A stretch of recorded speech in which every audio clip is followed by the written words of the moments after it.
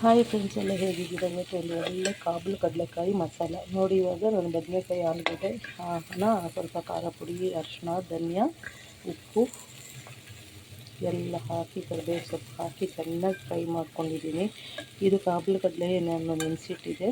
White colour ನಾವು ಚೆನ್ನ ಮಸಾಲೆ ಮಾಡ್ತಾರಲ್ಲ, ಅದನ್ನೇ ನಾನು ಇವಾಗ ಮಸಾಲೆ ಸಾರು ಮಾಡೋದು ನೋಡಿ. ಇವಾಗ ಎಲ್ಲ ಫ್ರೈ ಆಗಿದೆ.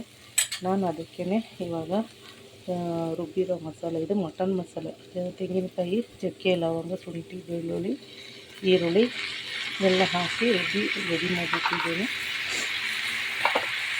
ಅದಕ್ಕೆ ಟೊಮೆಟೊ ಪೇಸ್ಟು ಚೆನ್ನಾಗಿ ಮಿಕ್ಸ್ ಮಾಡ್ಕೊಳ್ಳಿ.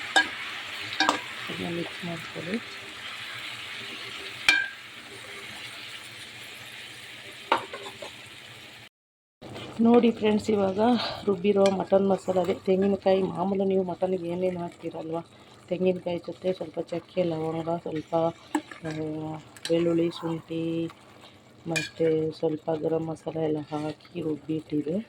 ಅದಿತ್ತು ನಮ್ಮ ಮನೇಲಿ ಮೊನ್ನೆ ಚಿಕನ್ ಸಾರು ರುಬ್ಬಿದ್ದು, ಅದನ್ನೇ ಹಾಕೋದು. ಅದ್ರ ಜೊತೆಗೆ ಟೊಮೆಟೊ ಪೇಸ್ಟ್ ಹಾಕಿದ್ದೀನಿ. ಇವಾಗ ಚೆನ್ನಾಗಿ ಅದು ಕುದೀತಾ ಇದೆ ನೋಡಿ, ಚೆನ್ನಾಗಿ ಕುದೀತಾ ಇದೆ. ಇದು ಇವತ್ತು ವೈಟ್ ಕಡಲೆಕಾಯಿನ ಮಸಾಲ.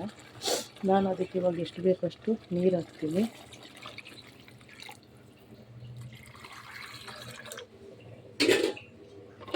ನೀರು ಹಾಕಿ ಸ್ವಲ್ಪ ಮಿಕ್ಸ್ ಮಾಡ್ಕೊಳ್ಳಿ. ಇದನ್ನು 2 ವಿಸಿಲ್ ಮಾಡಬೇಕು ಫ್ರೆಂಡ್ಸ್. ಇದು 2 ವಿಸಿಲ್ ಮಾಡಬೇಕು.